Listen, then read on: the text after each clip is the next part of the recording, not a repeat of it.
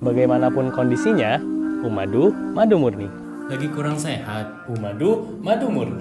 Mau badan fit dan tetap sehat, Umadu, madu murni. Bukan hanya sekedar makanan atau minuman yang bisa dikonsumsi, tapi juga anugerah dari Allah yang memiliki banyak manfaat bagi kesehatan dan obat alami untuk segala penyakit. Sekarang Umadu punya kemasan baru. Dari yang kayak gini, jadi kayak gini. Butuh madu yang disukai seluruh anggota keluarga? Pilih Umadu saja, yang 100% murni tanpa bahan tambahan.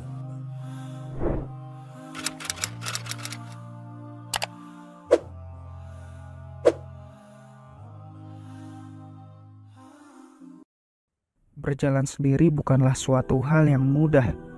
Berjalan sendiri memang terasa berat. Berjalan sendiri penuh tantangan dan perjuangan. Tapi apakah kita benar-benar bisa berjalan sendiri? Bahkan ketika kita berjalan di bawah sinar matahari dan bulan pun, kita selalu ditemani oleh bayangan diri kita. Mungkin ini hanya contoh dari sebagian kecil. Contoh lain yang bisa kita lihat bagaimana Rasulullah SAW ketika berdakwah. Beliau berdakwah pun tidak sendiri. Banyak para sahabat yang mendukung dengan caranya masing-masing. Seperti Abu Bakar yang menemani setiap langkah peristiwa Rasulullah SAW, Umar bin Khattab dengan keberanian dan kekuasaannya mempertahankan Islam, Ali bin Abi Thalib dengan keahliannya dalam menggunakan pedang di medan pertempuran. Mungkin kita belum mampu untuk berkontribusi layaknya para sahabat Rasulullah SAW, tapi dengan maha baiknya Allah Subhanahu wa Ta'ala dalam membuat skenario, Allah Subhanahu wa Ta'ala berikan satu sahabat Rasul yang bisa kita ikuti jejaknya, di mana ada satu sahabat yang berkontribusi di belakang layar. Beliau sangat berpengaruh terhadap pergerakan dakwah Islam dengan cara menggunakan hartanya, yaitu Utsman bin Affan. Agar ketika kita tidak mampu berkontribusi seperti Sayyidina Ali, Abu Bakar, dan Umar, kita bisa mengikuti jejak Utsman bin Affan. Bukankah kita nanti ditanya oleh Allah Subhanahu wa Ta'ala, apa kontribusimu terhadap dakwah Islam? Tentu rumah Muslim tidak ingin sendirian. Kami ingin sekali membuka peluang yang lebih luas agar bisa bersama berkontribusi terhadap dakwah Islam. Semoga semakin banyaknya ayah bunda yang ikut andil menjadi bagian keluarga rumah Muslim, semakin banyak juga orang-orang yang bisa merasakan manfaatnya. Kami hanya bisa memberikan apa yang kami bisa. Insya Allah, selebihnya Allah yang akan membalas kebaikan ayah bunda.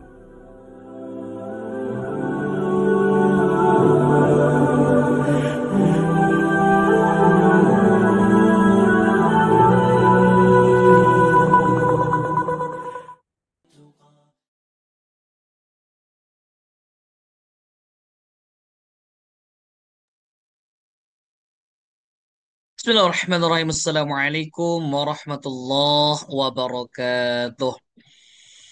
A'udzu billahi minasyaitonir rajim. Bismillahirrahmanirrahim. Alhamdulillahi rabbil alamin, hamdan wa syukran lillah.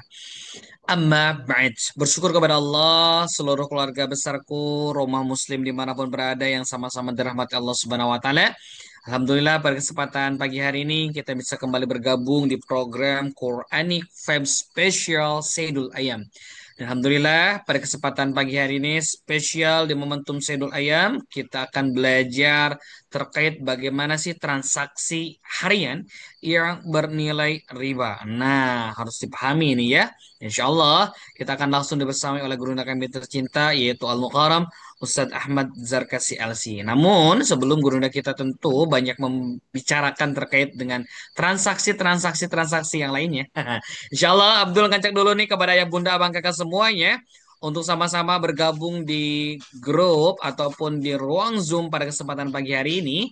Sambil dicolek lagi teman-teman kita yang belum pada bergabung nih, boleh diingatkan kembali ya supaya bisa sama-sama hadir karena ilmunya sangat penting banget untuk kita dapatkan pada pagi hari ini. Ayah bunda abang kakak, seperti biasa di momentum Syedul Ayam juga kita tidak pernah henti mengajak untuk sama-sama kepada ayah bunda abang kakak yuk bergabung juga bersama kami di program kebaikan lewat program sedekah subuh. Terkhusus di momentum Syedul Ayam ini, mari yang mau bergabung bersama kami di program sedekah subuhnya bisa melalui nomor rekening 7266 250268 ya. atau lebih singkatnya, lebih simpelnya, sekarang tinggal menggunakan aja fitur QRIS ya, ya Bunda sama Kakak. Insya Allah itu sudah bisa berdonasi untuk support perjalanan dakwahnya Rumah Muslim. Dan terus Abdul juga mengucapkan terima kasih banyak kepada seluruh segenap keluarga besar SSD yang alhamdulillah pagi tadi malam juga sudah pertemuan bersama gurunda kita ya. Dan pagi hari ini kembali hadir dengan penuh on fire ya, mudah-mudahan senantiasa keluarga besar SSD selalu dinaungi oleh ridho dan cintanya Allah Subhanahu wa taala. Amin ya rabbal alamin. Ayo Bunda Bang Kakak, insya Allah pagi hari ini kita akan belajar tipis-tipis bersama gurunda kita dan insya Allah jangan sampai ketinggalan, besok akan ada kelas eksklusifnya yaitu terkait dengan dinar dan dirham ya, yang insya Allah akan langsung dibersamai oleh dua guru hebat praktisi pakar ya di bidang tersebut yaitu hukum kredit emas dan strategi investasi syariah ya, insya Allah nih ya, besok akan dibersamai oleh dua guru hebat. Tapi pagi hari ini kita akan icip-icip dulu nih terkait dengan materinya transaksi harian yang bernilai riba. Ngeri banget kan? Yuk, ayo Bunda, gimana? Sudah ready? Karena Gurunda kita sudah nampak hadir nih di tengah-tengah kita, maka gak boleh lama-lama lah ya. Karena yang diutamakan adalah nasihat dari Gurunda kita pagi hari ini. Coba mana semangatnya? Bilang dulu dong, yang siap boleh berkomentar di kolom chatnya. Siap, siap, siap, siap. Wah, ya. Sambil kita sapa dulu Gurunda kita yang sudah nampak hadir pada kesempatan pagi hari ini. Assalamualaikum warahmatullahi wabarakatuh. Gurunda kami tercinta, Ustadz Ahmad Zarkasi. Masya Allah. Waalaikumsalam warahmatullahi wabarakatuh. Sehat pun guru, ya Allah. Alhamdulillah, alhamdulillah. Masya Allah. Izin Ustadz, alhamdulillah kita Ya, bisa bersilaturahmi kembali, ngobrol kembali ini terkait dengan, waduh lumayan banget nih, ngeri-ngeri banget nih ya. Boleh tas amin. tipis-tipis nih, boleh dong bocorannya kita akan bahas apa sih pagi hari ini? Iya, jadi insya Allah kita akan bahas kegiatan kita sehari-hari yang ternyata di dalamnya banyak mengandung unsur riba, begitu ya. Dan kita kan dari dulu nih punya semangat yang sangat tinggi untuk memerangi riba. Tapi pada kenyataannya transaksi kita sehari-hari ini Hmm, banyak yang mengandung riba tanpa waduh. kita sadar, begitu. Hmm. Maka nih termasuk hal yang cukup penting ya untuk Hmm. kita tahu agar akad transaksi yang kita laksanakan sehari-hari ini tidak mengandung hal-hal yang diharamkan begitu. Masya Allah. Ngeri banget ya. Kita ingin memerangi riba, tapi ternyata transaksi kita sering bernilaikan riba. Nah, maka supaya itu tidak kembali kita laksanakan, insya Allah pagi hari ini kita akan bahas bareng-bareng bersama gurunda kita. Namun seperti biasa, sebelum gurunda kita lebih panjang membahas terkait dengan materi pada pagi hari ini, terlebih dahulu mari sama-sama kita simak video bumper berikut ini. Selamat menyaksikan. Sekarang ini, hidup serba cepat dan konsumtif. Apapun biayanya sudah mulai mahal. Bahkan, semakin naik sistem ekonomi, penuh dengan riba. Mulai dari bunga pinjaman di bank semakin besar, cicilan tanpa akad yang jelas, skema investasi yang tidak transparan, dan lain-lain. Nggak heran, banyak yang mulai lirik emas dan perak sebagai investasi yang lebih aman. Tapi, bagaimana hukumnya beli emas secara kredit? Bolehkah dalam Islam? Kelas eksklusif dinar dan dirham hadir untuk menjawab. Karena kita akan membahas tuntas hukum jual beli atau kredit emas dan perak menurut Islam, fungsi dan potensi dinar dirham di zaman modern, serta strategi investasi syariah emas dan perak yang aman, halal, dan penuh keberkahan. Siap menghadapi masa depan dengan cara yang halal dan sesuai syariat? Yuk hijrah finansial dari sekarang di kelas ini.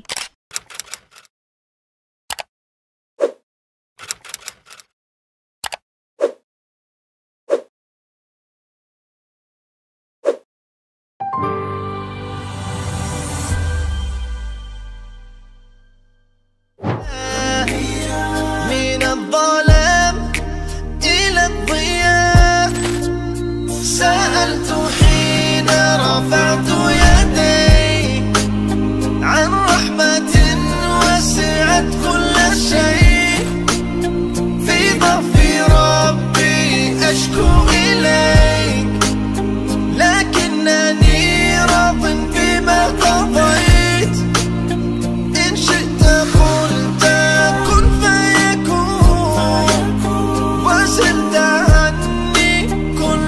الهموم.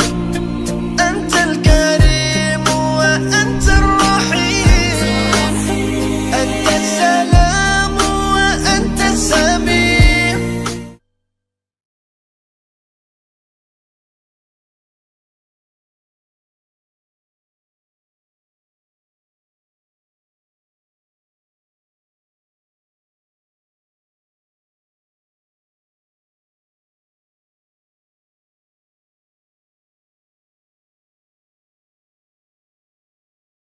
Yuk, ayah bunda bang kakak, gimana sudah siap? Coba mana semangatnya? Boleh dong sambil open cam yang senang tidak berhalangan hadir ya. Silakan open cam biar lebih terasa pertemuan kita pada pagi hari ini. Coba keluarga Rumah Muslim, rumah ilmu untuk semua. Masya Allah, bunda-bunda hebat. Yuk, karena sudah semangat yang sangat luar biasa, mari sama-sama kita akan nikmati sarapan kita pagi hari ini dengan ilmu yang akan disampaikan oleh gurunda kita kepada gurunda kami tercinta Al-Mukarram Ustadz Ahmad Zarkasi LC dengan segala hormat falyatafaddal alaihi mashkura. Ya, bismillahirrahmanirrahim. Alhamdulillahirabbil alamin. Nahmaduhu wa nasta'inuhu wa nastaghfiruh. Allahumma salli wa sallim wa barik ala sayyidina Muhammadin amma ba'du. Alhamdulillah kita bersyukur teman-teman yang dirahmati Allah. Pagi ini, subuh hari ini kita diberi nikmat Allah sehingga bisa berkumpul secara virtual, bisa bersilaturahmi dan juga yang terpenting adalah bisa menunaikan salah satu kewajiban kita yaitu menuntut ilmu agama.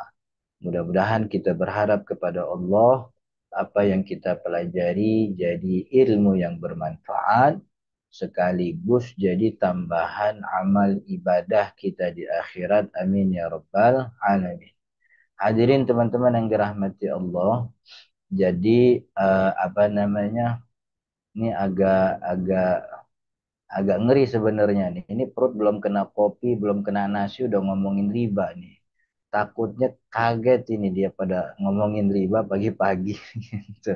Sebab memang apa ya, banyak transaksi dan kita nih hampir tidak pernah terlepas dari hal-hal yang memang mengandung unsur riba, sebab apalagi kita nih transaksi perbankan nih hampir tidak pernah kita tinggalkan setiap harinya begitu ya. Jadi memang ini apa namanya penting untuk kita bahas, terlebih lagi nanti di esok hari kita juga akan bahas tentang dinar dan dirham. Kenapa namanya dinar, kenapa namanya dirham, dirham itu apa, dinar itu apa dan sebagainya. Nah, saya punya ini Kang Abdul, apa namanya? Saya boleh share screen apa enggak ini? Bisa? Boleh, boleh, boleh Ustaz. Ya. Aman. Oke.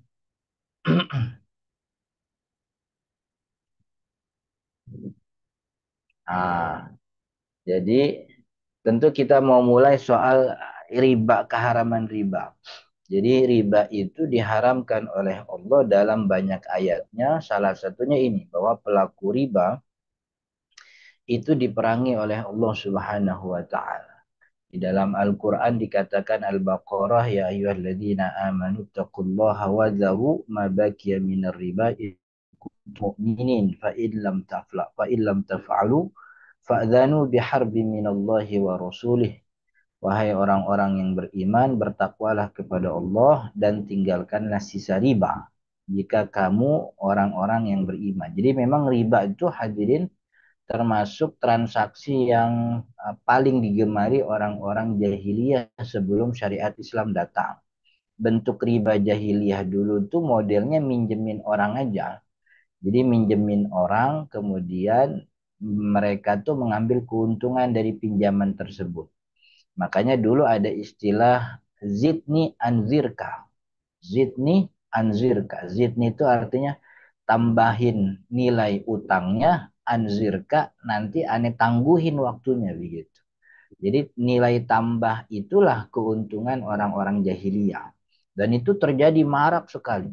Jadi orang-orang yang punya uang tuh minjemin, lalu dengan harapan nanti baliknya tuh dengan nilai tambah. Makin banyak ditunda, Artinya makin sering si piutang itu menunda, makin gede untungnya begitu. Dan itu memang umum waktu itu ya.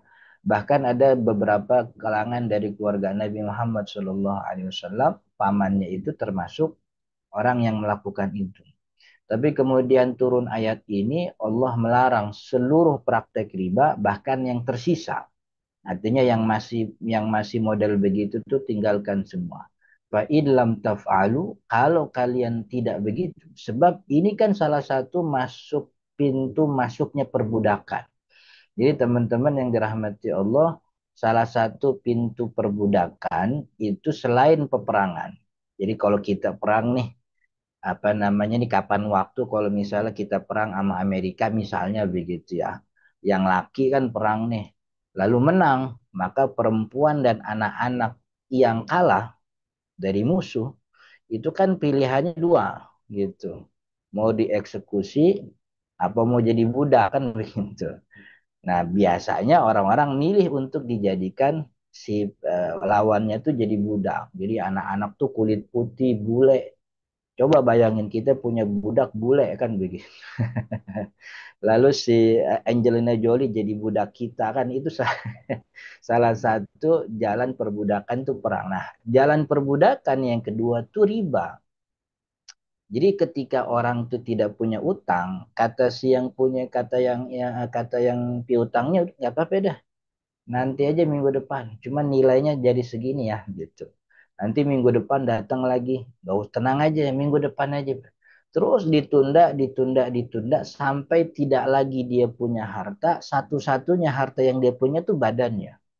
Akhirnya badanlah yang jadi tanggungan. Maka ya udah kepemilikan badannya yang tadinya dia punya sendiri itu berpindah kepada orang lain, jadilah dia budak gitu.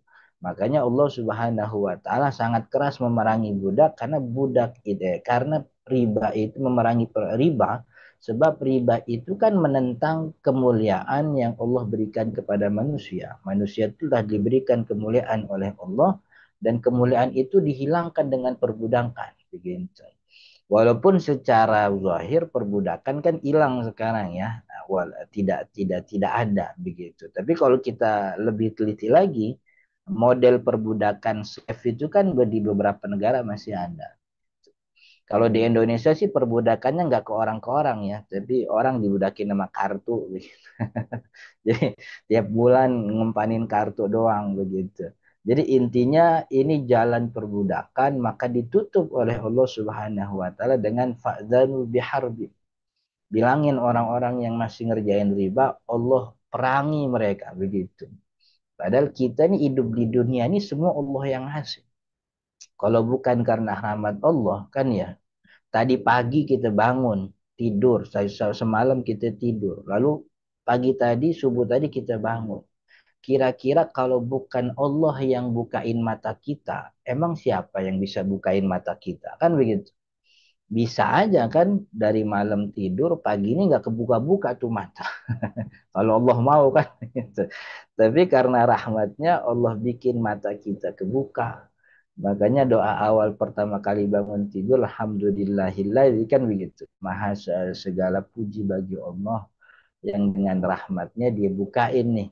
Tadi bikin kita tidur, sekarang bisa bikin bikin kita bangun. Ternyata riba itu justru bertolak belakang. Yang kita ini berharap rahmat, kan kita berharap rahmat nih dalam setiap keadaan. Bangun kita pengen dirahmati, kerja kita pengen dirahmati, belajar pengen dirahmati, usaha pengen dirahmati, menikah pengen dapat rahmat dan seterusnya. Tapi justru perilaku riba itu bertolak belakang daripada itu.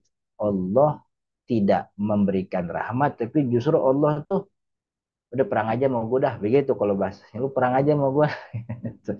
Maka itu ini apa namanya, perilaku riba ini perilaku yang sangat dibenci.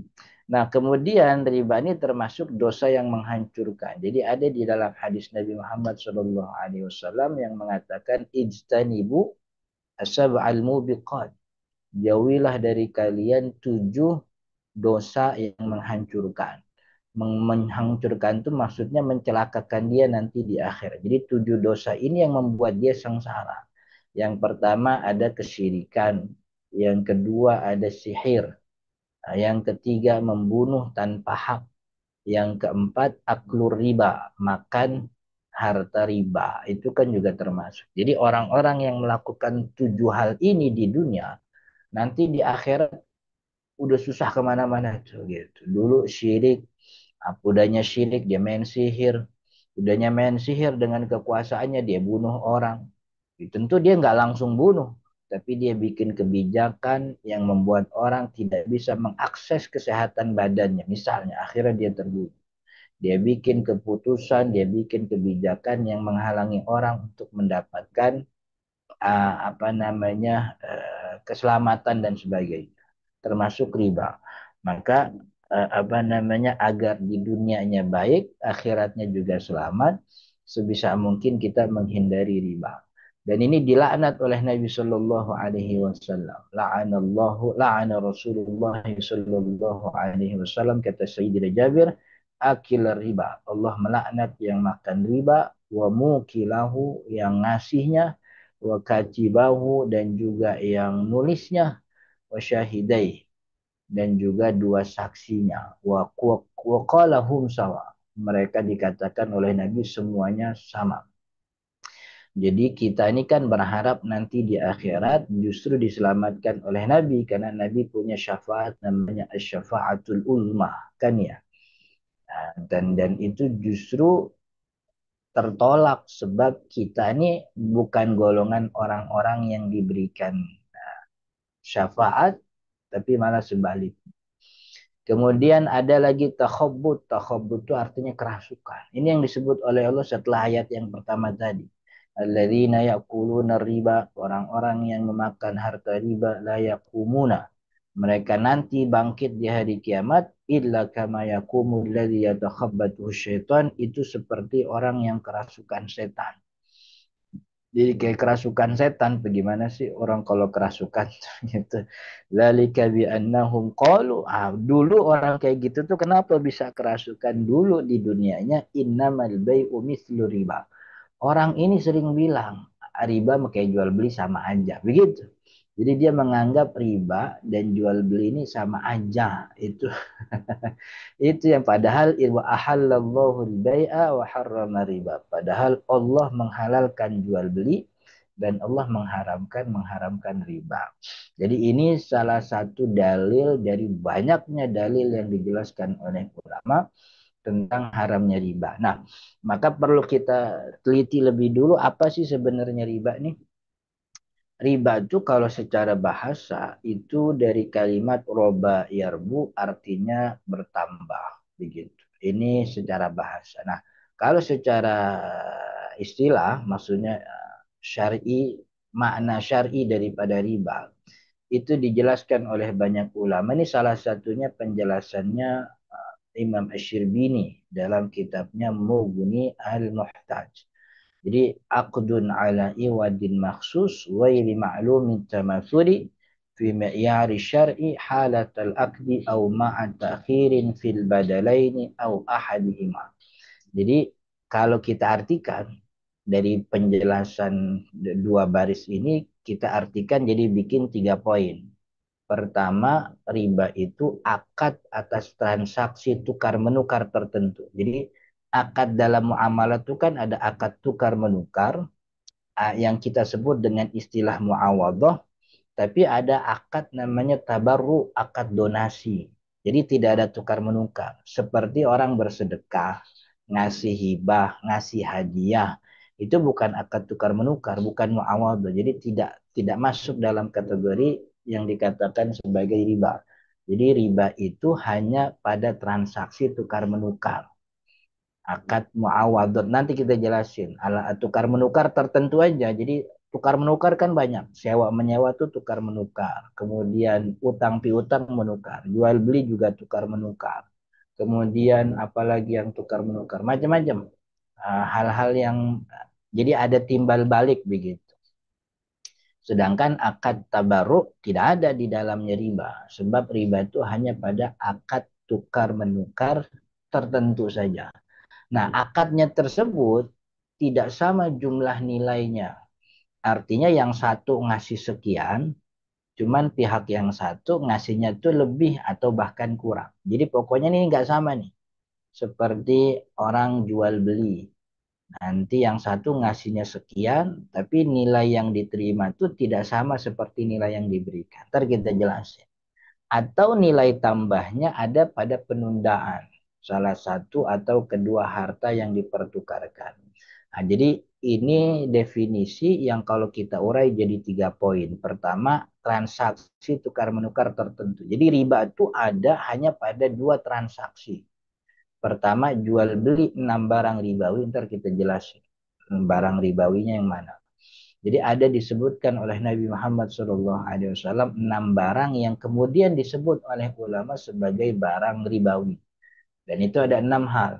Maka jual beli 6 barang ini punya kriteria aturan yang tertentu, yang khusus. Sebab dia ini termasuk barang ribawi.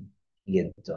Maka kalau jual beli bukan 6 barang ini, tidak termasuk sebagai barang ribawi, maka tidak ada di dalamnya riba. Jadi riba itu pertama dia transaksi jual beli pada 6 barang. Yang kedua transaksi utang piutang. Maka kalau bukan 2 transaksi ini kita nggak kena riba. Misalnya kita apa namanya beli apa namanya bala-bala kan nggak tuh dia nggak termasuk barang ribawi, dia juga bukan utang piutang gitu, maka nggak ada masalah.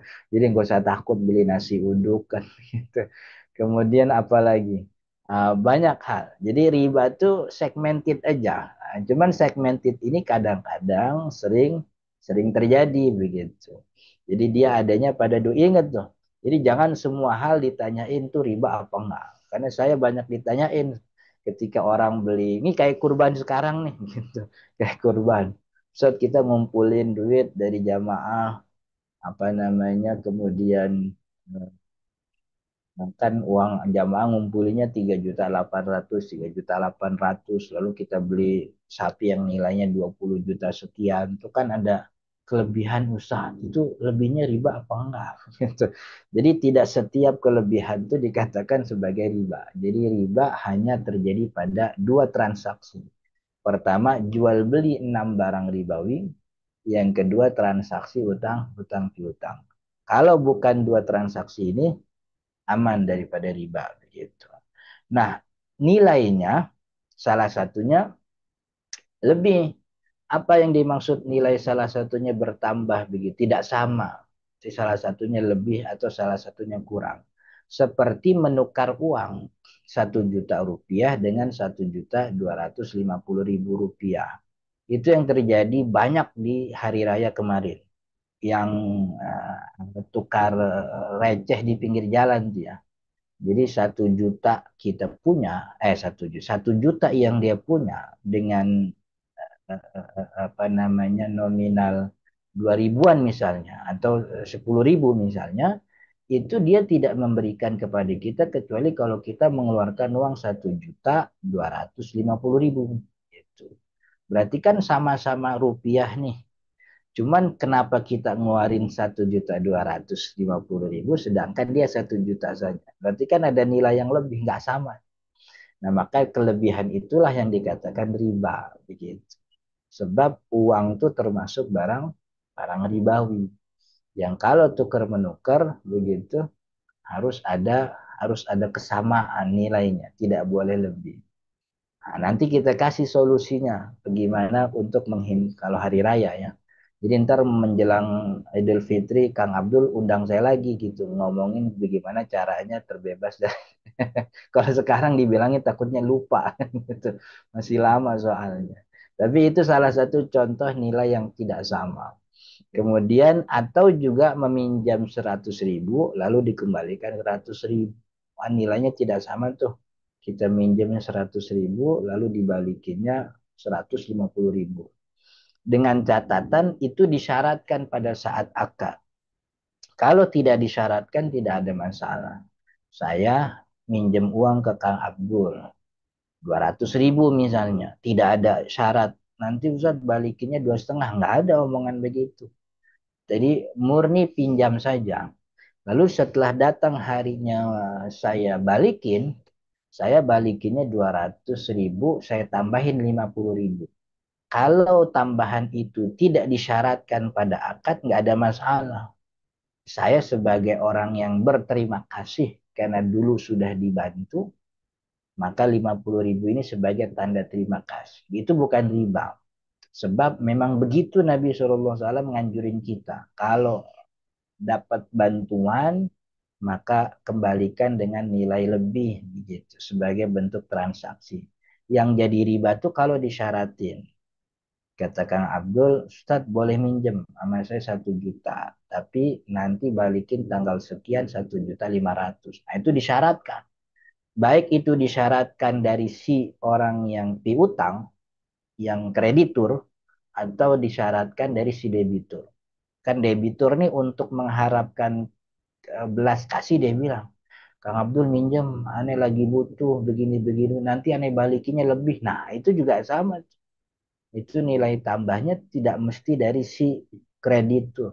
Debitur kadang-kadang dalam keadaan yang tertentu agar bisa mendapatkan pinjaman yang dia inginkan, dia sering gitu ngomong tuh, "Nah, Kang Abdul, atau Mas, Pak, ntar kalau minjemin aneh tenanglah, aneh balikinnya lebih dan sebagainya." Itu riba lebihnya, gitu.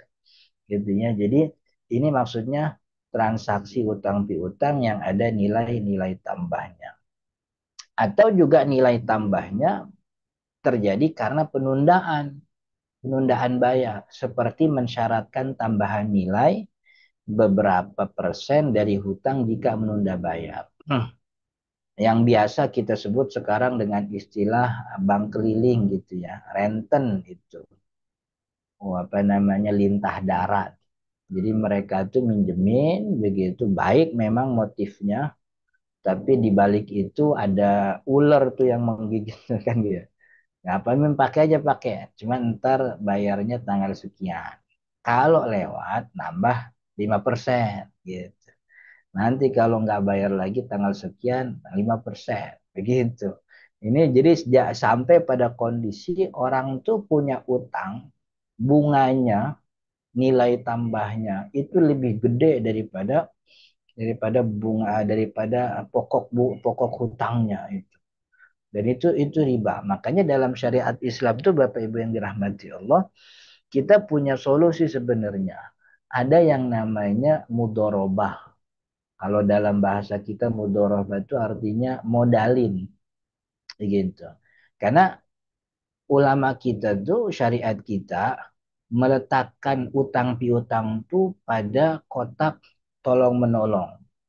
Maka di dalam utang piutang tuh ulama sering menyebut ayat Al-Maidah tuh wa ta'awanu 'alal birri wat taqwa wa la ta'awanu 'alal itsmi wal 'udwan. Jadi saling memberikan hutang itu kebaikan bagi seorang muslim, sebab orang muslim itu tidak akan meminta pertolongan kecuali dalam keadaan kesulitan. Jadi menghutangi itu bagian daripada menolong orang keluar dari kesulitan. Maka konsep utang itu tolong menolong. Karena ini tolong menolong, maka orang tuh jangan digetok begitu. Jangan digecek semakin nilai tambah. Jangankan bertambah-tambah. Nilai tambah yang kecil pun nggak boleh. Sebab Islam tuh ngatur utang piutang ini sebagai bagian dari tolong menolong.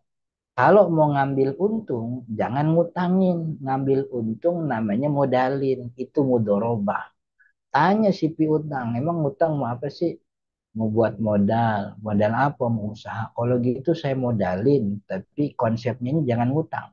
Kita bagi hasil. Saya modalnya sampean yang kerja. Gitu. Nanti saya beliin gerobaknya, sampean yang kerja. Nanti kita hitung-hitungan. Kan begitu. Jadi kalau mau ngambil untung tuh modalin. Nah, itu yang terjadi dulu di jahiliyah. Utang piutang tuh jadi sumber pemasukan. Itu orang lagi kesusahan digetok. Nah, itu. Ini kan tidak sesuai dengan semangat syariat yang kita ini pengen setiap kita tuh saling saling memudahkan satu dengan yang lainnya. Tapi justru utang piutang tuh merusak itu semua. Begitu, merusak itu semua. Makanya di dalam syariat juga kan ada anjuran untuk memberikan utang sebagai bentuk pertolongan. Bahkan di dalam hadis itu dikatakan Nabi Shallallahu Alaihi Wasallam ketika Isra Mi'raj itu kaget sebab di dalam surga itu ada spanduk begitu kata bunyi spanduknya tuh gimana? As-sadaqatu bi asyri amsalihha wal qardu bi tsamaniyata asyar. Katanya begitu. Jadi ada spanduk di surga itu. Kalau kita main ke villa puncak, kalau ke tempat itu kan pas nyampe kan ada itu tuh, ada spanduk selamat datang kan. Model-model begitulah. Nabi Muhammad pas sampai surga dia kaget ada spanduk sedekah nilainya 10 kali lipat dan hutang piutang nilainya 18 kali lipat. Nabi nanya sama Jibril, kenapa bisa sedekah 10 kali lipat tapi hutang itu nilainya lebih tinggi daripada sedekah, menghutangi maksudnya. Kata Jibril alaihi salam dibilang, sebab orang muslim itu defaultnya, wataknya, defaultnya manusia secara umum, wabil khusus orang muslim, mereka itu tidak akan mengemis kepada orang lain kecuali dalam kesusahan. Artinya ketika kita memberikan pinjaman, itu kita melepaskan orang dari kesusahan. Dan itu nilainya lebih gede daripada sedekah. Karena sedekah belum tentu orang yang kita sedekahin itu sedang butuh-butuh amat. Begitu. Kan buktinya kemarin di berita ketangkep tuh pemulung di gerobaknya ada 24 juta rupiah. Kan ya, di gerobaknya ada 24 juta. Orang ngasih sedekah itu yang pengemis pinggir jalan tuh. Yang gitu. Orang ngasih, sedangkan yang ngasih mau masih ngontrak, utang di mana-mana, cicilan belum lunas. Yang dia kasih itu di gerobak 24 juta. Itu yang di rumahnya di Cirebon dia punya rumah 3 tingkat rupanya begitu. Jadi kalau ngutangin tuh nolongin orang, makanya nilai lebih tinggi. Nah, jadi konsep ini yang sering luput bahwa utang piutang tuh masuknya kotak tolong menolong, sedangkan kalau ingin mengambil keuntungan tuh maksudnya modalin. Kalau mau nolongin, kalau mau ngutang itu namanya nolong. Tapi kalau mengambil untung, jangan ngutangin, tapi dimodalin. Namanya akad mudharabah gitu. Jadi ini definisi riba. Dia akad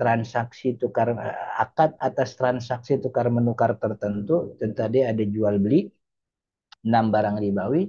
Yang kedua utang piutang yang nilainya tidak sama. Yang satu ngasih sekian, yang satu mendapatkan sekian. Nilainya tidak sama atau bertambahnya pada saat penundaan. Gitu. Zaman jahiliyah itu ditunda aja tuh utang piutang penundaan. Jadi nggak apa-apa bayar, nggak apa-apa ditunda tapi bayar. Zaman sekarang ribanya tuh dua-duanya. Nggak makin nunda juga udah bertambah nilainya. Nanti ditunda makin nambah nilainya. Jadi utang piutang model sekarang tuh lebih jahiliyah daripada jahiliyah. Dulu orang jahiliyah tuh nilai tambahnya ketika ditunda aja. Kalau ditunda bayar. Itu yang disebut dengan istilah riba riba nasiah. Tapi kalau kita nggak di sekarang tuh belum nyampe penundaan pun udah ada tambah. Jadi nah jadi karena disebut tadi transaksi riba itu ada dua ya, ada riba dalam jual beli, ada juga riba dalam hutang piutang. Nah, riba hutang piutang itu dengan disebut dengan istilah riba duyun namanya. Bisa terjadi pada dua kondisi. Pertama tadi tambahan yang disyaratkan kepada mustakrid si kreditur karena hutang tersebut seperti syarat pengembalian dengan tambahan nilai tertentu. Jadi jadi riba kalau tambahan itu disyaratkan. Kalau tidak disyaratkan, kayak tadi, saya punya utang ke Kang Abdul 500.000. Lalu saya datang Kang Abdul bayar 500.000, saya tambahin 50.000, 50.000-nya nggak pernah ada syarat sebelumnya. Maka itu tidak riba.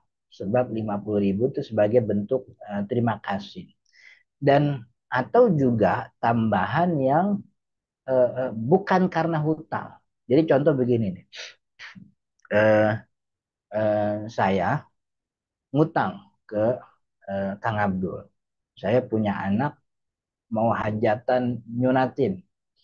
Karena ya namanya hajatan butuh dana. Lalu saya minjem nih ke Kang Abdul. Kang Abdul saya minjem. Berapa Ustaz? 5 juta. Ini butuh buat biaya sunat dan sebagainya. 5 juta lah. Lalu saya bikin nih hajat. Saya bikin resepsi pesta khitanan anak saya. Kan Kang Abdul datang tuh.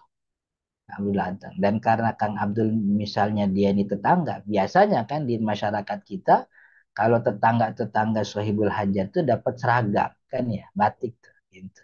Itu kan batik nilai tambah juga tuh, kan ya. Nanti kan Kang Abdul akan dapat pengembalian 5 juta, tapi dapat batik juga. Berarti kan batik tuh nilai tambah.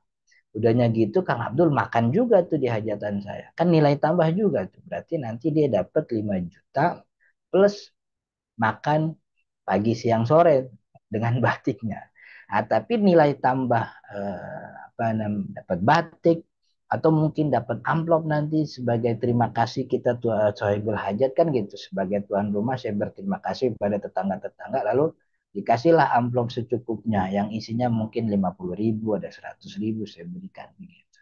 Tapi nilai tambah itu tidak lahir dari utang. Nilai tambah itu lahir dari nilai lain, yaitu nilai sosial kita. Memang masyarakat kita sosial begitu. Kalau bikin hajat, tetangga-tetangga tuh sering dikasih, entah itu sering dikasih batik, atau makan, bahkan ngasih makan kan begitu. Bahkan mungkin dikasih amplop dan sebagainya. Tapi nilai tambah itu bukan riba, sebab dia tidak lahir daripada utang tapi lahirnya dari kondisi sosial kita gitu. Maka itu tadi itu tambahan itu disyaratkan kepada kreditur karena hutang. Tapi kalau tambahan bukan karena hutang, begitu itu tidak ada masalah. Seperti syarat pengembalian dengan nilai tertentu tadi ya. Sampean nggak apa-apa pakai duit saya 5 juta, tapi nanti sepuluh bulan 10 bulan apa namanya September balikin ya nilainya jadi 5.500.000. Nah, itu yang namanya riba nasiah namanya. Riba karena penundaan itu namanya nasiah. Atau juga dua, riba pada utang piutang itu bisa terjadi karena yang kedua tambahan yang disyaratkan ketika terjadi penundaan atas pengembalian. Biasanya kebalik nih ya. Yang atas tuh namanya riba fadl, yang bawah tuh namanya riba nasiah. Ini kebalik. Jadi riba fadl tuh tambahan disyaratkan. Kalau yang kedua tambahan disyaratkan karena penundaan namanya riba nasiah gitu. Yang lagi nulis yang nyatetin dibalik. Jadi yang satu tuh namanya riba fadl, yang kedua riba nasiah. Nah dulu di zaman jahiliyah yang ada tuh riba nasiah aja gitu. Zidni anzirka itu. Tambahin, aku tangguhkan waktunya. Tambahin, aku tangguhkan riba nasiah. Nah, zaman sekarang itu utangnya dua-duanya tuh ditambahin juga sejak awal. Kalau ditunda nambah lagi gitu. Jadi lebih jahiliyah dari jahiliyah zaman zaman dulu. Makanya kita berdoa. Jadi setiap hari saya berdoa mudah-mudahan jadi orang kaya. Pertama terbebas dari riba, yang kedua membebaskan orang dari riba begitu. Jadi motif doa kayaknya itu untuk membebaskan orang. Sebab kita dilema juga, apalagi Ustadz kayak saya. Tiap hari kita ngomongin riba, kita bilang riba haram. Tapi kita nggak punya andil untuk bisa nolongin orang, gitu. Makanya mudah-mudahan ya Allah bukan cuma menjelasin riba, tapi juga Allah ngasih kaya supaya kita bisa nolongin orang-orang dia terbebas dari riba kan begitu. Walaupun sebenarnya kita secara kolektif nih bisa urunan lah kalau bahasa kita tolongin. Tentu tidak semua hal ya. Kalau di sini kita nih punya masalah tentang biaya jenazah. Gitu. Jadi beberapa masyarakat kita ini biaya jenazah ini terlalu berat dari mulai penguburan sampai kemudian apa namanya hal-hal lain lah begitu ya. Jadi kita ini urunan masyarakat Muslim menolong tetangga-tetangga yang tidak mampu biar nanti biaya operasionalnya dia nggak ngutang sebab beberapa waktu lalu banyak orang ngutang. Nah, biar dia nggak ngutang kita yang bayarin begitu. Itu salah satu cara begitu ya untuk kita bisa mengeluarkan saudara-saudara kita dari kezaliman riba ini begitu. Dan banyak hal lain begitu. Seperti apa istilahnya beli motor kita cash begitu ya. Lalu kita jual ke tetangga yang memang butuh motor tapi dengan nilai yang flat begitu. Itu kan sederhana sekali sebenarnya sebab bagi bagi bagi orang tertentu nilai motor tuh kan cuman berapa? 20 juta dan itu ringan bagi sebahagian orang kan ya. Tapi bagi orang lain yang miskin sekali, mereka tidak bisa mencapai itu. Harus ngutang dan kredit itu kan apa istilahnya sangat sangat apa namanya sangat kental nilai ribanya bikin. Makanya kita berdoa mudah-mudahan Allah kasih kita kekayaan bukan buat kita yang kaya, tapi untuk terbebas dari riba dan juga membebaskan orang dari riba. Ini yang utang piutang. Nah, kalau riba buyuk, riba jual beli ini terbatas pada 6 item yang disebutkan. Dan ini insya Allah di besok nih hari Sabtu kita akan bahas ini lebih jauh. Kata Nabi Shallallahu Alaihi Wasallam, "Az-zahabu bil-zahab, wal burru bil burri, wasyairu bisyair, wat tamru bil tamri, wal milh bil milh." Emas dengan emas, perak dengan perak, gandum dengan gandum, terigu dengan terigu, korma dengan korma, garam dengan garam. Harus sama beratnya dan tunai. Jika jenisnya berbeda, maka jualah sekehendak kamu. Jadi ada 6 item dan 6 item ini kemudian dikelompokkan oleh ulama menjadi 2 kelompok, 2 sebab hukum. Yang pertama ada ilatnya, jadi ulama nyebutnya sebab hukum itu istilahnya ilat. Ilatnya alat tukar. Jadi yang disebutin memang emas dan perak, tapi sejatinya bukan emas dan perak saja. Sebab emas dan perak zaman dulu ketika Nabi SAW hidup itu dijadikan sebagai alat tukar. Maka alat tukar termasuk barang ribawi. Yang kalau untuk melakukan transaksi, maksudnya transaksi alat tukar ke alat tukar begitu ya. Rupiah ke dolar, dolar ke dolar, rupiah ke rupiah, itu termasuk transaksi ribawi yang harus kita perhatikan aturannya. Nanti kita jelaskan. Nah, gandum-gandum, terigu-terigu, korma-korma, garam-garam, ini makanan. Jadi transaksi makanan dengan makanan, ini mengandung riba. Maka harus ikuti aturannya. Bagaimana aturannya? Kalau barter antara barang yang jenisnya sama dan ilatnya sama, maka harus sama jumlahnya seperti tadi rupiah sama rupiah kan sama tuh, rupiah dengan rupiah sama begitu. Nilainya sama, 1 juta ya 1 juta, kontan, nggak boleh ngutang begitu. Gue bayar besok dah, nggak boleh begitu, harus bayar dan langsung serah terima begitu. Kemudian yang kedua, kalau ilatnya sama, tapi beda jenis, seperti uang dengan emas, kan sama-sama alat tukar. Tapi jenisnya beda. Maka tidak harus sama, yang penting harus kontan, nggak boleh ngutang. Bayar seketika itu dan langsung diserah terimakan. Begitu. Walaupun dalam transaksi mata uang ke mata uang lain, rupiah ke dolar itu kan ada namanya transaksi spot ya kalau di dalam exchange itu apa namanya foreign exchange forex itu. Jadi ulama kita mentoleransi penundaan sampai 2 hari sebab itu sesuatu yang memang tidak bisa dihindari. Begitu. Tapi ini yang tentang barang ribawi termasuk emas dan perak insya Allah kita bahas lebih jauh di besok hari Sabtu. Mudah-mudahan Allah kasih kita kesehatan dan juga kesempatan untuk bisa terus menuntut ilmu agama. Saya kira cukup. Kang Abdul, saya kembalikan ke Abdul untuk kita diskusi sekaligus tanya jawab. Memang ada yang ditanyakan. Assalamualaikum warahmatullahi wabarakatuh.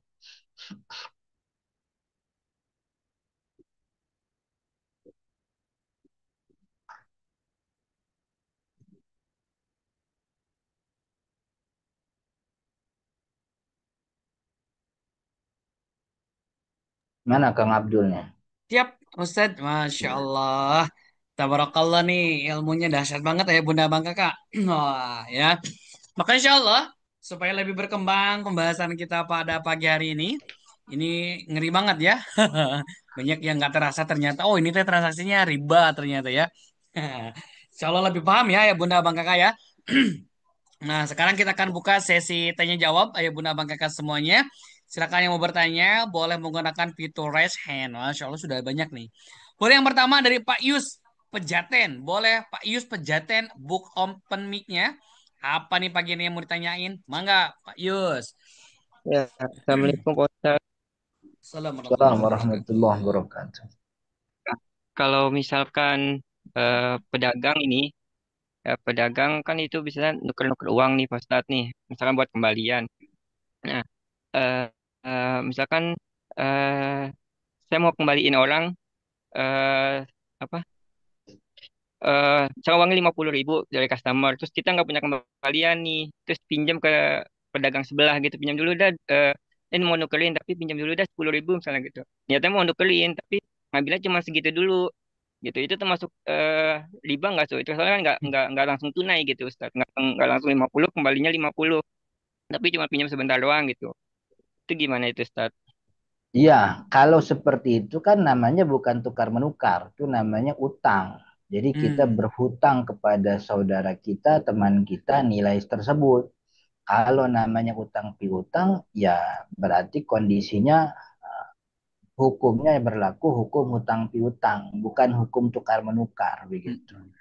Artinya kita nggak perlu khawatir, ya udah berarti kita minjem nilai itu tersebut begitu nanti kita balikin dengan nilai yang sama. Dan ini ya kalau di dalam eh, pasar, pedagang-pedagang pinggir jalan, ini hampir tidak bisa dihindari. Nah, dalam arti itu selalu terjadi seperti itu. Nah, kita punya kaidah di dalam fikih itu ah, orang tuh dimaafkan. Nah, kesalahan-kesalahan yang mungkin terjadi pada sesuatu yang tidak mungkin bisa dihindari itu dimaafkan begitu. Sebab ini sesuatunya tidak mungkin bisa dihindari. Selalu terjadi seperti itu begitu. Nah, maka untuk agar tidak terjatuh kepada riba, nggak perlu tukar menukar, jadi minjem aja. Setelah kan jatuhnya ngutang, berarti kan kita punya utang kepada orang tersebut dengan nilai yang tadi kita kita minta.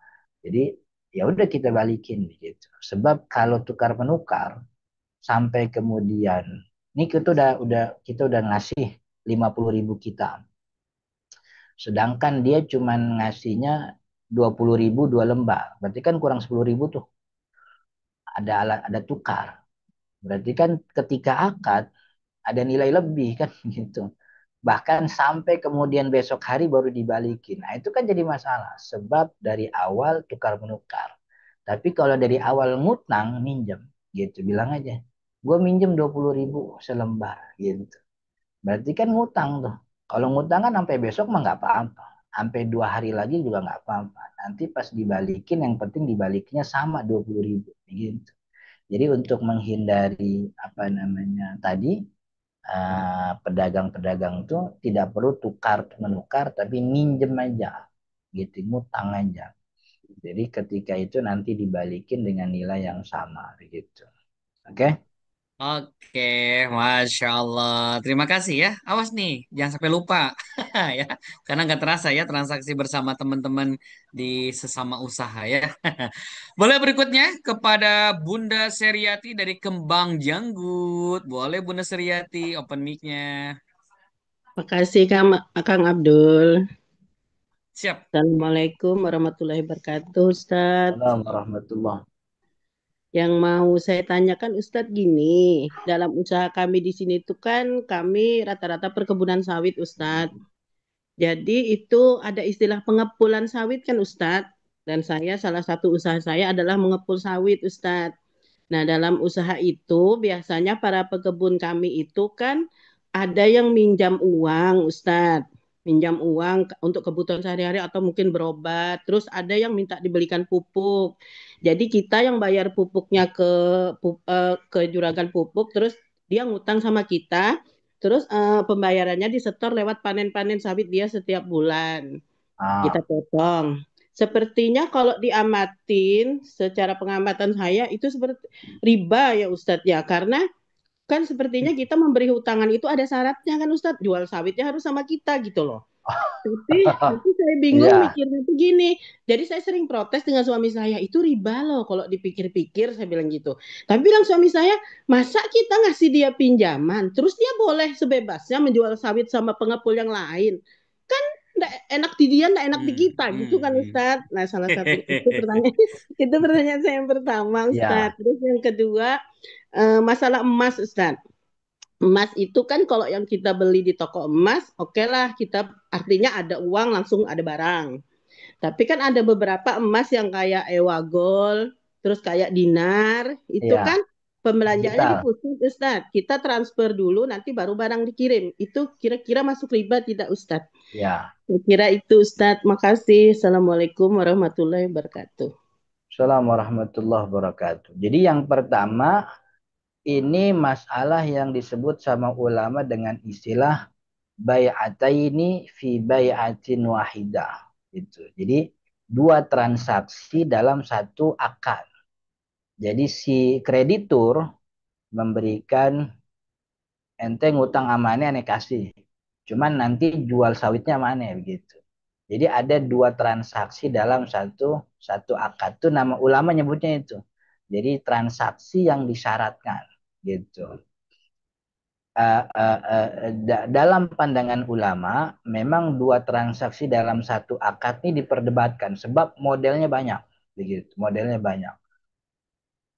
Eh, Model yang disebut oleh tadi Ibu Sarwati, memang ada sebahagian ulama yang mengharamkan transaksi tersebut, begitu. Sebab pokoknya ada ulama tuh yang kalau dua transaksi dalam satu akad itu haram, mutlak, pokoknya begitu.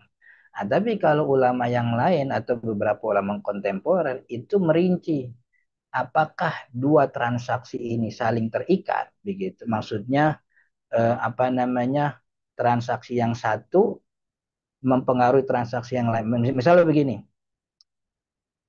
ente ane pinjemin duit, nanti pas panen balikin. Nah, cuman pas panen jualnya ke ane. Kalau jual ke ane, ente bayarnya sama kayak waktu utang. Tapi kalau jualnya ke orang lain, ente bayar lebih. Nah, itu kan ini yang ini yang apa namanya?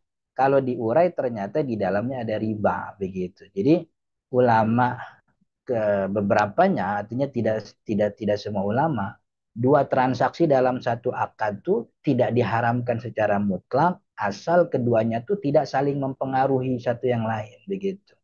Kalau dua-duanya berjalan sama begitu, ya ente mau utang aja nggak apa-apa. Nanti jual ke ane ya nggak ada masalah begitu. Artinya tidak saling mempengaruhi itu tidak ada masalah. Yang jadi yang disepakati oleh ulama kalau satu transaksi ini mempengaruhi transaksi yang lain. Seperti tadi, kalau ngutang ke aneh, lalu jualnya ke orang, ente bayarnya harus lebih. Gitu. Tapi kalau ngutang ke aneh, bayarnya ke belinya ke aneh, apa jual sawitnya ke aneh, bayarnya sama. Nah ini dua syarat ini yang kemudian jadi dilarang. Sebab kalaupun kita pisahin, yang model tadi itu kita pisahin kan jadi haram. Sebab dia sudah mensyaratkan nilai tambah dengan kondisi apakah dijual kepada kita atau bukan kepada orang lain, dia itu tanpa seperti itu si utangnya sudah berdiri dalam keharaman begitu. Jadi sejatinya apa yang ibu lakukan dengan suami, kalau menurut pandangan sebagian ulama itu tidak diharamkan begitu, sebab satu akad dengan akad lain kan tidak berpengaruh ya begitu. Kecuali tadi tuh kalau jualnya ke orang lain, aneh minta balikin apa namanya nambah begitu.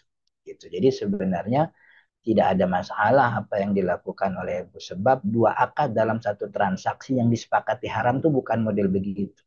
Ada yang kita sebut dengan istilah namanya bai'ul ina. Kapan waktu kita belajar soal itu. Tapi apa yang ibu lakukan itu tidak masalah selama itu tadi tidak mensyaratkan nilai tambah. Kalau kemudian dia menjual sawitnya kepada orang lain.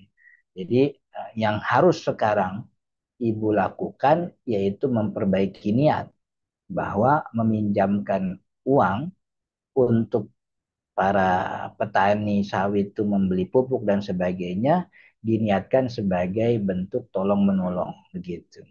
Urusan nanti keuntungan, alhamdulillah kita sudah dapat keuntungan dari jual beli itu tadi. Utang mah kita nolongin orang. Mudah-mudahan berkah kita nolong para petani, petaninya usahanya lancar, jadi bagus, kita pun mendapat keberkahan itu. Gitu. Mudah-mudahan. Gitu. Saya kira cukup. Yang pertama. Nah, yang kedua soal Mas, jual beli utang apa namanya? Jual beli utang, jual beli emas kredit ya di apa namanya? Nah, ini materi besok Ibu besok Farwati. betul Ustaz. Iya, Suruh ikut besok Ustaz. saya ditahan sama Kang Abdul untuk jawab, katanya buat besok. Jadi insya Betul Ustaz. Karena ini beberapa pertanyaan juga terkait dengan emas ya. Dan insya Allah emas ini akan kita bahas pada hari besok ya Ibu Bapak. Jadi mungkin yang dipertanyakan akan terjawab pada hari besok nih dengan materi yang disampaikan oleh gurunda kita ya. Nah, jadi bersabar aja. Karena di besok juga selain kita dapat ilmu, sudah banyak door prize yang menanti Ibu Bapak semuanya tuh ya. Yang pertama door prize-nya ada dua set garpu dan sendok emas, masya Allah ya. Yang kedua ada juga logam mulia ya. Di samping besok dapat ilmu dan juga dapat hadiah ya. Ustaz, sampai jam berapa Ustadz bisa membersamai pagi hari ini? Alhamdulillah saya tidak ada kegiatan sampai Jumatan nanti. Ah, Tapi kan nggak mungkin kita nongkrong sampai betul, Jumatan kan begitu. Betul Ustaz. Boleh Jadi kita kira-kira buka. jam 7 lah kita Oke, selesai. siap Ustaz. Kita buka beberapa pertanyaan lagi ya Ustaz ya. Boleh, boleh Mak, Ayah Bunda, kalau pertanyaannya terkait dengan emas, insya Allah kita akan jawab pada besok nih. Karena materinya kan belum utuh pagi hari ini terkait dengan emas. Insya Allah besok kita sambung lagi. Maka yang belum daftar, segera mendaftarkan diri tuh di link pendaftarannya yang sudah tersebar di kolom chat Ibu Bapak. Berikutnya yuk kepada Bunda Leni dulu. Boleh Bunda Leni open mic-nya? Walaupun tidak open cam, boleh lah. Silakan.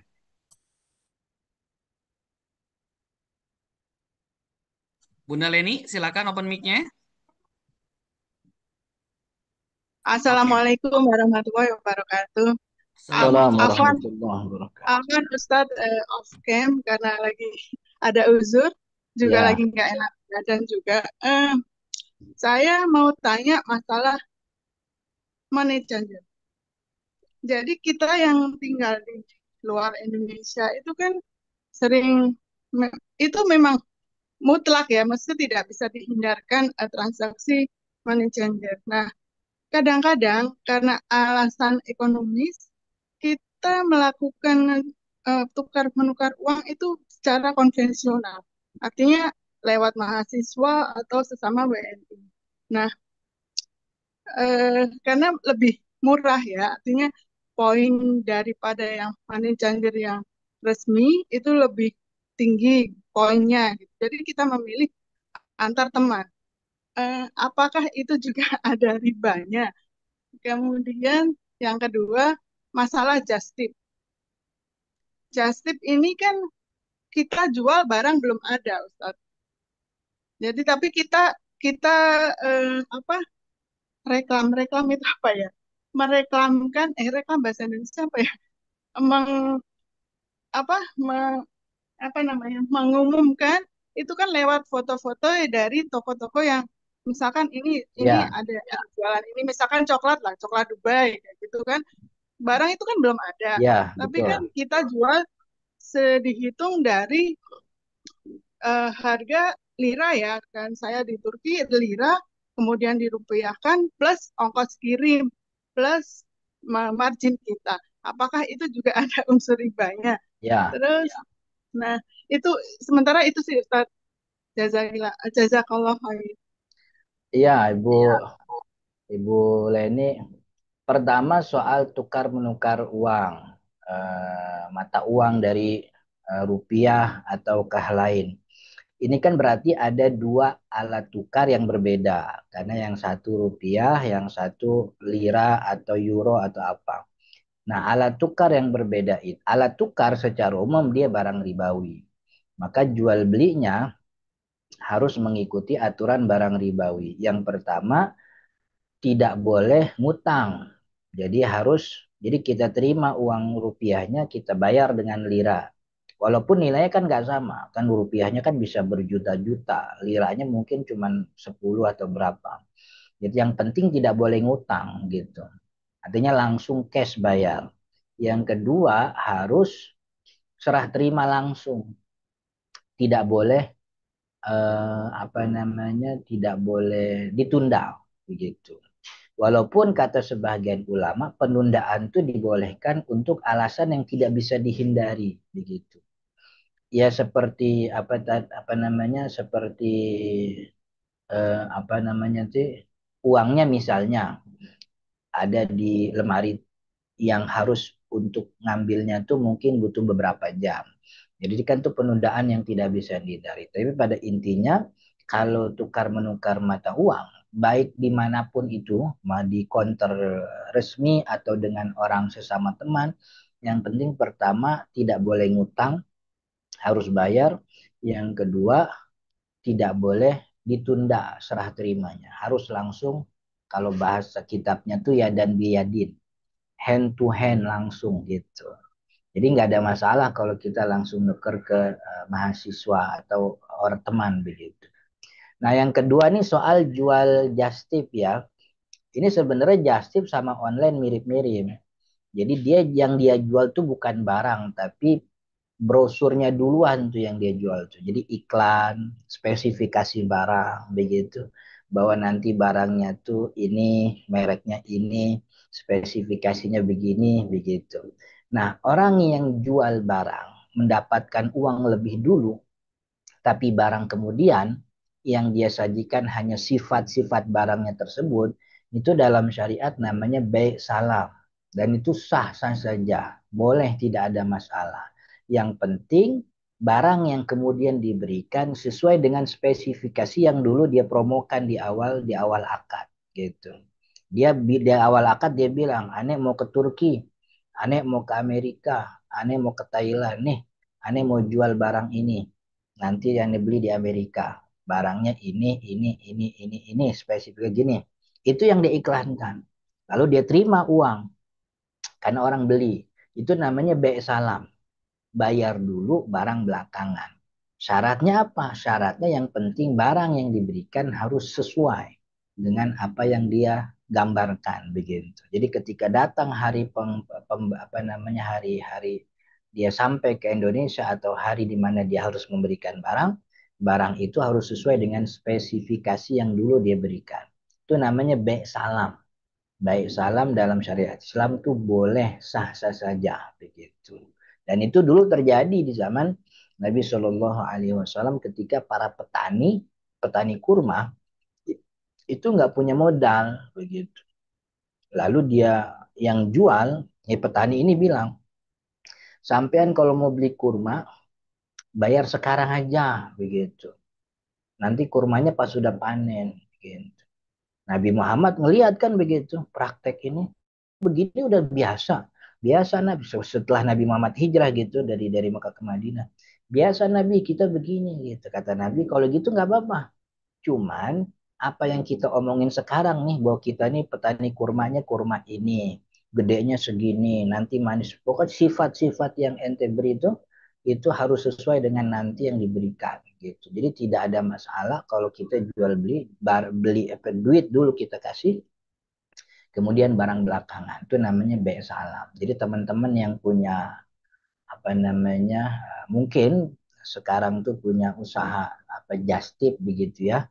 Jadi pastikan apa yang mereka promosikan di awal itu sesuai dengan barang yang mereka berikan nanti di waktu pemberian barang itu begitu. Oke? Masya Allah, tabarakallah, gurunaku. Jawabannya ya, dahsyat banget nih ya Bunda. Wow, semakin siang semakin banyak ini yang pada raise hand. Oke, ya, yang akan dibuka silakan yang open cam juga, biar ketahuan ya mana yang mau bertanya atau memang kepijit itu ya, silakan. Nah, gitu dong. Nah, boleh Bunda Sarwati dulu dari Rembang. Silakan Bunda Sarwati, apa yang mau ditanyakan nih? Siap. Assalamualaikum Ustadz Kang Abdul. Salam warahmatullahi wabarakatuh. Siap, Salam. Bunda. Mau nanya, itu kan zaman sekarang tuh kadang kalau jauh dari ATM itu lewat BRI Link ke seperti itu. Nah itu kan ada adminnya. Itu termasuk riba apa enggak admin seperti itu? Kadang kan di target ini Misal kalau pengambilan 1 juta nanti 5.000. Nanti pengambilan atau transfer 5 juta nanti bisa jadi 50.000 kayak gitu. Udah itu aja Ustadz, makasih. Iya, Ya. jadi ini masalah paling umum di tengah masyarakat kita. Ada simpul-simpul bank yang dihadirkan oleh pihak pengelola di lingkungan kecil, di RT gitu. Salah satu gunanya tuh untuk memudahkan. Tapi masalahnya kita mau ngambil uang 1 juta gitu ya. Tapi ternyata 1 juta yang kita ambil, kita bayarnya bukan 1 juta. Karena ada nilai tambah 2.500 misalnya kan begitu biaya administrasi. Kalau kita merujuk kepada fatwa klasik, ulama klasik itu kan tidak pernah membedakan antara administrasi atau bukan administrasi. Pokoknya ada nilai tambah aja begitu. Ada nilai tambah itu jadinya riba begitu. Kalau kita apalagi buka di kitab-kitab pesantren begitu ya, itu masalah banget memang tuh. Nah, tapi ulama kontemporer menyebut nilai tambah yang disyaratkan, apalagi nilai tambahnya kecil begitu ya, dari nilai yang kita bilang tuh 2 juta misalnya cuman 2.500.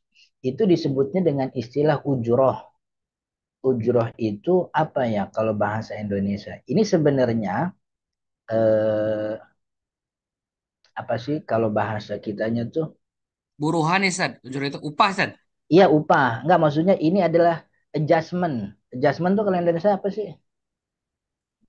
Penyesuaian Penyesuaian. yang dilakukan oleh ulama kita melihat kondisi sosial masyarakat kita begitu. Kalau tidak ada adjustment seperti ini, kita mengadjustment bahwa nilai tambah ini kita bilang bukan riba, tapi kita bilangnya sebagai ujroh. Dan itu difatwakan oleh Dewan Syariat Nasional. Jadi ujroh ini sebagai upah apa istilahnya nganterin gitu, upah nganter daripada capek ke sono di sini aja. Nah, cuman kan duit bisa nyampe sini nih ada yang nganterin nih. Makanya namanya ujroh gitu. Upah begitu. Saya sih kalau melihat sudah ada fatwa dari Dewan Syariat, yaitu nggak ada masalah. Jadi ini penyesuaian dari ulama kita, wabil khusus Dewan Syariat Nasional, untuk memudahkan masyarakat. Sebab kalau setiap nilai tambah itu diartikan sebagai riba tanpa ada rincian, ini akan menyusahkan masyarakat. Padahal muamalat itu tujuan disyariatkannya muamalat itu kan tasdidu masolihul ummah untuk menutup kebutuhan masyarakat. Jadi biar masyarakat tertutup kebutuhannya, syariat kita punya sistem muamalat. Maka muamalat dengan ibadah konteksnya beda. Kalau ibadah jangan macam-macam. Ibadah kudu nurutin apa kata Allah. Teksnya begitu, begitu dikerjain. Jangan sholat subuh mentang-mentang kebangetan taat dia bikin 5 rakaat nggak boleh kan begitu. Tapi kalau muamalat itu konteksnya lebih kepada silahkan bermuamalat. Lakukan apa saja untuk menutupi kebutuhan, tapi jangan ini ya gitu. Jadi yang dilarang itu lebih sedikit, banyak lebih sedikit dibanding kalau soal ibadah. Maka atas konsep seperti itulah biaya admin yang nilainya kecil, Dewan Syariat Nasional itu menghukumi itu sebagai ujroh, upah. Dan ujroh itu real. Realnya tuh ada pekerjaan yang di cover atas biaya itu. Kalau saya minjem, kan yang riba diharamkan tuh dulu orang jahiliyah. Dia minjem 1 juta, dibalikin 1.500.000. 500.000 itu kan emang mau untungnya dia doang. Memang dia pengen ngambil untung main gecek aja begitu. Sedangkan 2.500 adminin ini kan ada realnya. Ada cost real untuk misalnya biaya perawatan ini, biaya perawat ini tuh. Jadi 2.500 tuh bukan untuk kezaliman, bukan untuk ngegecek orang, bukan juga untuk ngambil keuntungan. Tapi atas cost real yang dilakukan oleh pengelola, atas dia bikin simpul di sini, bikin simpul di sana, maka atas adjustment itu ulama modern kita menilai bahwa biaya admin yang tidak besar itu dimaklumi sebagai ujroh begitu ya. Dan nanti Bapak Ibu akan ketemu ada beberapa ustadz yang tidak menerima alasan itu. Pokoknya kalau udah admin itu nilai tambah haram gitu. Sampai sekarang masih banyak seperti itu. Gitu. Jadi kalau bagi saya sudah difatwakan oleh Dewan Syariat ya aman sudah alhamdulillah, tidak ada masalah. Mudah-mudahan dipahami. Masya Allah. Tabarakallah, Gurundaku. Lebih tercerahkan ya dengan apa yang disampaikan oleh Gurunda kita nih terkait dengan ya suka nebeng di ATM warung gitu ya. Nah, Ya, di counter gitu kan ya. Alhamdulillah nih ya. Agak was-was ya kalau udah tahu ilmunya itu ya. Tapi alhamdulillah lebih menguatkan kita supaya kita tidak salah dalam mengambil kebijakan. Boleh Bunda Asti dari Bandung? Nah, ono bari ditaroskeun teh di Bandung teh sok mangga lah. Mohon open mic nah, Bunda. Sip. Nah, sip Bunda. Oke, ceret Ya, siap. terima kasih, Kang Abdul. Siap, Bunda. Assalamualaikum warahmatullahi wabarakatuh.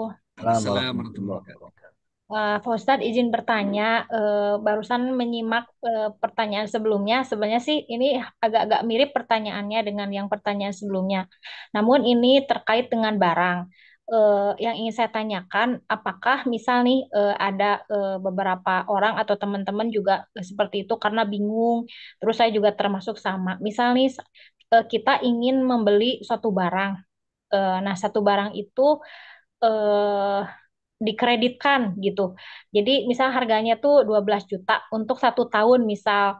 Nah untuk 1 tahun itu tetap bayarnya itu 1 juta per bulan misalkan. Namun di muka itu ada pernyataan bahwa ada akad seperti misalkan ya tidak ada tambahan setiap bulan, hanya saja dikenai administrasi misalkan sebesar 350.000 atau enggak 250.000 seperti itu. Nah, yang saya ingin tanyakan, apakah itu termasuk riba atau termasuk yang pertanyaan barusan ujroh saja gitu, Pak Ustadz? Itu yang pertanyaan pertama. ya. Terus untuk yang kedua terkait COD, saya pernah mendengar apa namanya ada informasi bahwa COD itu haram hukumnya. Misal kita kan banyak sekarang ada Shopee, ada apa COD dulu, misalkan nanti uangnya kan nanti cash, tapi kan barangnya udah kita terima. Nah, itu Pak Ustadz yang saya ingin tanyakan. Terima kasih, Jazakumul Khair. Iya, jadi itu juga tuh masalah yang muncul dari fatwa ujroh tadi. Jadi fatwa ujroh yang difatwakan boleh atas transaksi seperti yang ada di masyarakat, itu akhirnya ditularin, nular sama orang-orang yang mau ngambil keharaman, cuman berkedok ujroh administrasi tadi begitu. Contohnya kayak tadi itu kan ya. Jadi barang jual beli begitu kemudian dikenakan ujroh begitu. Sebenarnya karena jual belinya ini barang umum sebenarnya ini bukan masalah riba, tapi di sini ada masalah kezoliman, yaitu ada masalah penipuan kalau saya bilangnya begitu. Dia bilangnya harga 1 juta, kok malah mintanya 1.250.000, 250.000 katanya admin begitu. Kenapa enggak masalah admin itu dimasukin aja ke harga begitu? Itu kan solusi yang paling mungkin, nggak usah disebut admin. Justru kalau makin disebut admin jatuhnya zalim, sebab dia telah menipu. Bilangnya 1 juta, ternyata kita kudu bayar 1.250.000, 250 katanya admin. Langsung aja barangnya dihargain 1.250.000. Ini harga barang plus udah beres gitu. Itu. Jadi itu tadi fatwa ujroh itu disalahgunakan oleh orang-orang seperti ini.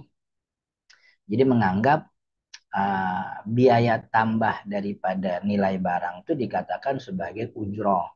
Nggak, padahal emang dia mau nyari untung aja. Sebenarnya jualan nyari untung ya boleh, emang jualan kan emang buat nyari untung. Maka nggak usah ada nilai tambah ujroh administrasi, masukin aja ke harga barang. Begitu. Saya beli motor 20 juta gitu. Lalu saya mau jual ke teman saya yang butuh motor, saya bilang ini harganya 22 juta. Itu sah di dalam syariat. Jadi saya dapat 2 juta keuntungan. Jadi saya beli cash 20 juta, lalu saya jual ke teman saya 22 juta kredit. ente 22 juta kredit setiap bulan 500 500 500 nggak ada nilai tambah, pokoknya 500 sampai 22 juta. Ini yang dibolehkan di dalam syariat. Tapi kalau dia bilang nih 20 juta kredit, tapi kreditnya tambahin admin 500.000, ini yang jadinya bermasalah itu di dalam syariat begitu. Padahal simple aja, ente jual mau untung kan, harganya digedein aja, sudah masuk ke dalam di dalamnya. Jadi ente mau jual 1 juta, tapi kalau 1 juta ente nggak dapat untung, ya udah jual 1 juta 100 supaya dapat untung, boleh boleh. Nggak apa-apa, yang namanya jualan mah kita harga sesuai begitu gitu. Jadi kalau yang terjadi dengan ibu itu memang tidak ada riba, sebab itu bukan utang piutang, bukan juga jual beli ribawi, tapi memang ada kezoliman, jadi penipuan, bilangnya 1 juta. Maka saya menyarankan teman-teman yang mungkin berjualan model seperti itu, biaya-biaya admin yang di apa namanya di apa namanya underlying ujroh itu masukin aja ke nilai harga. Jadi harga barang ini 1.250.000 gitu. Kemudian yang kedua soal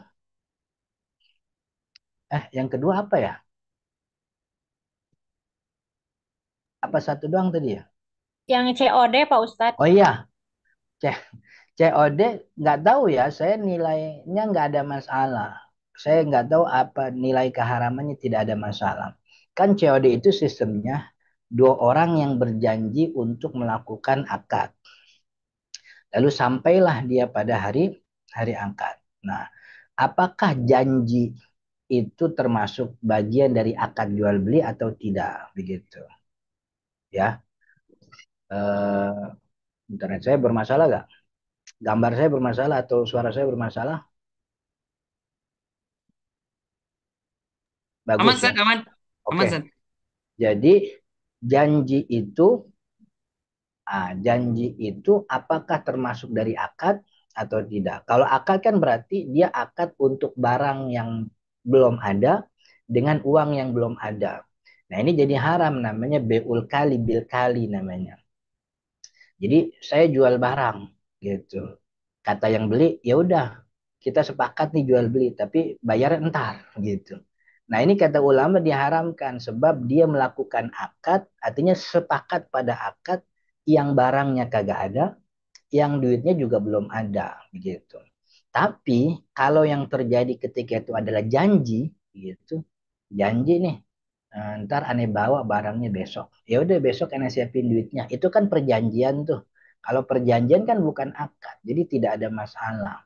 Nah, maka COD yang diharamkan itu mungkin yang dimaksudkan adalah itu tadi, dia sudah sepakat deal bahwa kita melakukan jual beli begitu. Tapi barangnya kan belum ada, barang besok gitu, duitnya juga belum ada, maka dia seperti berakad kosong, itu yang diharamkan begitu. Tapi kalau dilihat dari model akad COD yang ada di banyak platform, saya melihatnya itu sebagai perjanjian jual beli, bukan jual beli itu sendiri. Karena sebab ada klausul bisa kita batalkan ketika barang itu datang. Kalau ada klausul boleh nggak jadi bayar, itu berarti perjanjian. Maka kalau itu perjanjian nggak ada masalah. Yang jadi masalah tuh kalau benar harus jadi beli.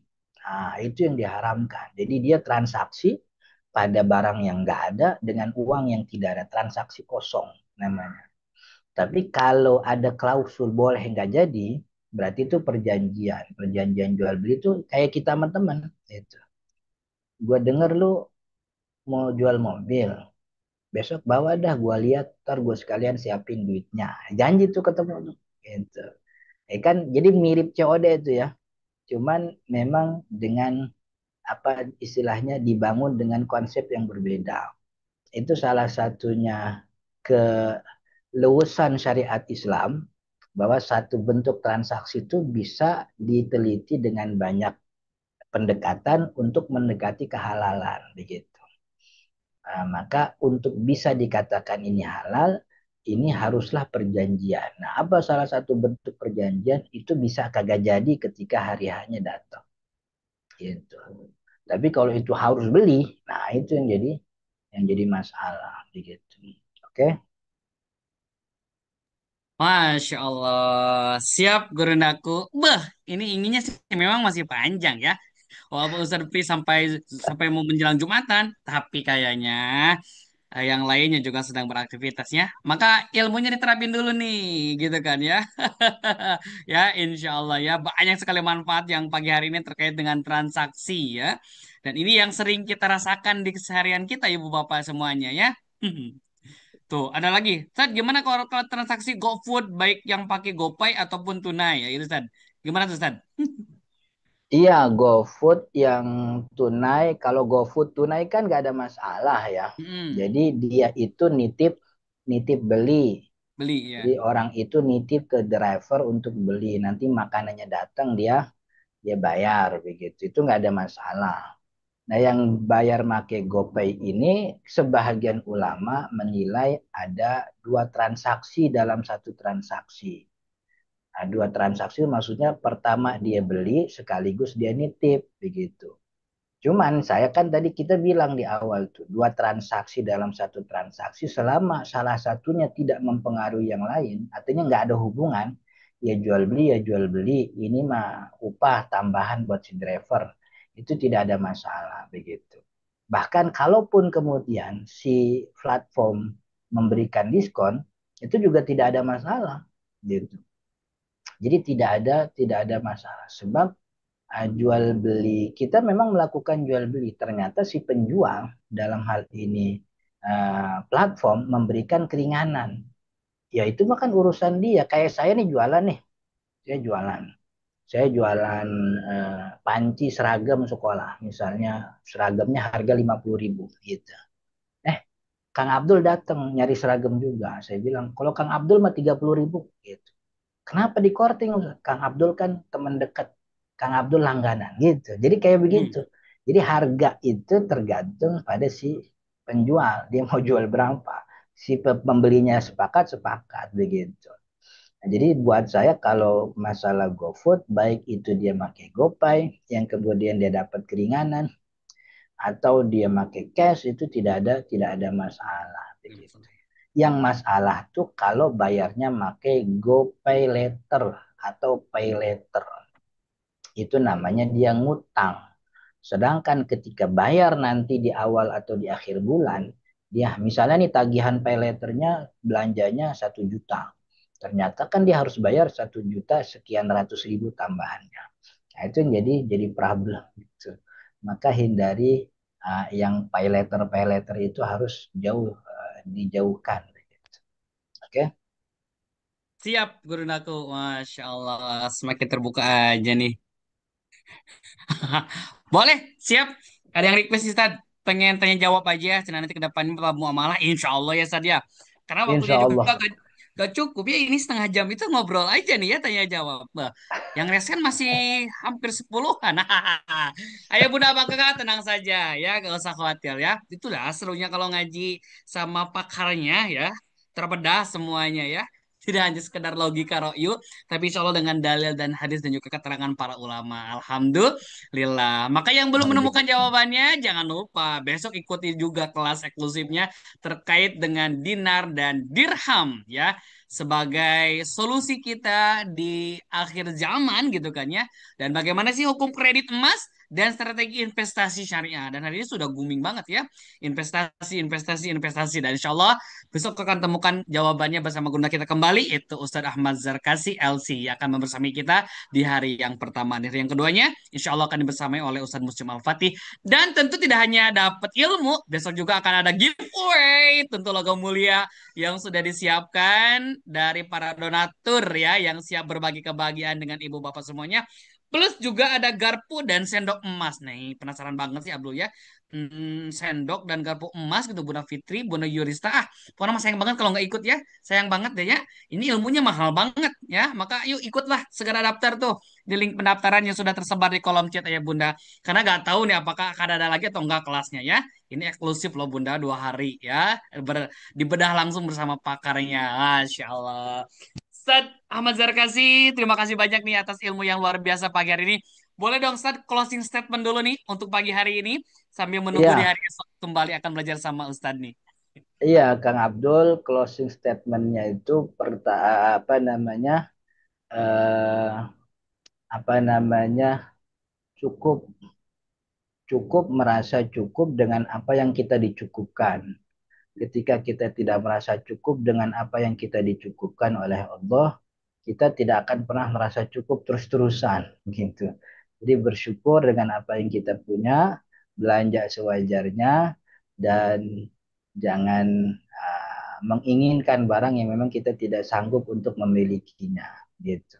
Insya Allah merasa cukup dari apa yang dicukupkan oleh Allah. Mudah-mudahan Allah terus-terusan memberikan kita kecukupan. Amin ya rabbal alamin. Saya Amin ya mohon rabbal maaf. alamin. Hadanallahu wa iyyakum ajma'in. Assalamualaikum warahmatullahi wabarakatuh. Waalaikumsalam warahmatullahi wabarakatuh. Masya Allah, tabarakallah kepada guru kami tercinta, Ustaz Ahmad Saya pamit Zarkasi Kang yang Abdul ya. siap guru aku, hatur nuhun. Siap, besok ketemu lagi.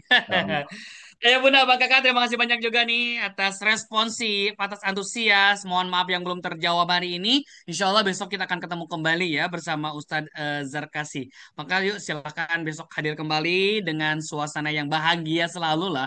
Pokoknya Maya biar tambah ilmunya, tambah kebahagiaannya. Ya Bunda, Bang Kakak. Mari sama-sama kita akhiri kembali pertemuan kita pada kesempatan pagi hari ini di Momentum Syedul Ayam. Bagi ayah bunda, abang kakak yang mau bergabung juga bersama kami lewat program sedekah subuhnya untuk sama-sama kita berkontribusi untuk perjalanannya dakwah rumah muslim. Mudah-mudahan ini senantiasa mengalirkan pahala-pahala jariah kepada ayah bunda abang kakak semuanya ya. Yang mau ikut berkontribusi boleh scan barcode yang sudah tertera di QRIS yang ada di pojok running tag ayah bunda abang kakak ataupun ke nomor rekening yang sudah terbiasa di-share di grup-grup ya. Dan jangan lupa insya Allah nanti ada channel Roma Muslim secara tersendiri untuk lebih menspesifikkan kembali nomor-nomor ayah bunda abang kakak semuanya. Yuk sama-sama kita akhiri dulu ayah bunda abang kakak dengan bersama mengucapkan hamdalah. Alhamdulillahirabbil alamin. Disempurnakan dengan doa kafaratul majlis. Subhanaka Allahumma wa bihamdika asyhadu an la ilaha illa anta astaghfiruka wa atubu ilaih. Barakallahu fikum ya bunda abang kakak semuanya. Syakafakillah yang sedang dalam kondisi lagi pada kurang sehat dan fi amanillah yang sedang dalam perjalanan. Semoga semuanya senantiasa terbingkai dalam ridhonya Allah Subhanahu wa taala. Amin ya rabbal alamin. Abdul beserta kru yang bertugas dari studio utama Roma Muslim mengucapkan terima kasih dan mohon maaf sampai berjumpa lagi esok. Akhirul kalam. Wassalamualaikum warahmatullahi wabarakatuh. Waalaikumsalam.